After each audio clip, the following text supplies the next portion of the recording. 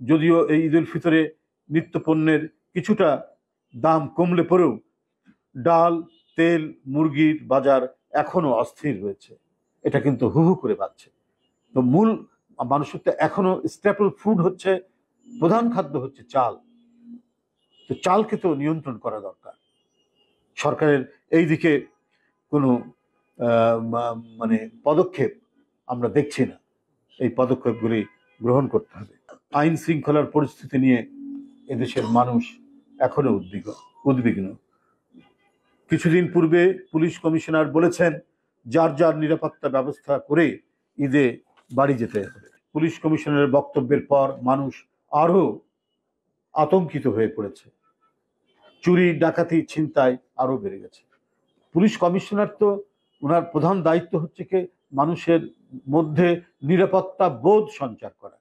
তার বক্তব্যে মানুষ যদি আতঙ্কিত হয় তাহলে এটা তো মানে এক ধরনের মানে নৈরাজ্যের সামিল বলে আমরা মনে করি, নৈরাজ্য সৃষ্টির সামিল হবে বলে মনে করি।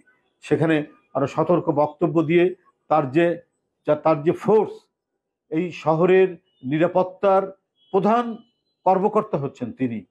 তো তাকে তো মানুষকে আশ্বস্ত করতে হবে, পাড়ায় মহল্লায় নিরাপত্তা বৃদ্ধি করতে হবে, চুরি ছিনতাই বন্ধ করতে হবে। আমাদের যে দেশে আমাদের চোখের সামনে ছিনতাই হয়ে যায়, কেন যুগের পর যুগ ধরে এই ধরনের ছিনতাইকারীরা রাজত্ব করবে কেন? এটা তো একটা পুলিশের সমন্বিত পদক্ষেপ নেওয়া দরকার ছিল। না করে যদি বলেন যে আপনারা নিজেরাই নিজেদের নিরাপত্তা দিবেন, তাহলে পুলিশ প্রশাসন আছে কেন? পুলিশ কমিশনার তাহলে দায়িত্বটা কি? সড়কের অবস্থাও তো খুব একটা ভালো না। খানাখন্দে আপনার ভরে আছে, সেগুলো যে করবে সঠিকভাবে, এটার যে মেরামত করা, সেটা এখনো হয়ে ওঠেনি।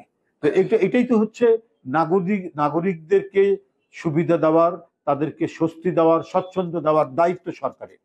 তো সরকার যদি এই কাজগুলো থেকে যদি দূরে থাকেন এবং কোন সময়ে কোন কাজটি করতে হবে জনগণের উপকারার্থে, সেটা না করতে পারলে জনগণ তো মুখ ফিরিয়ে নেবে। তো এই কাজগুলো একান্ত হওয়া দরকার।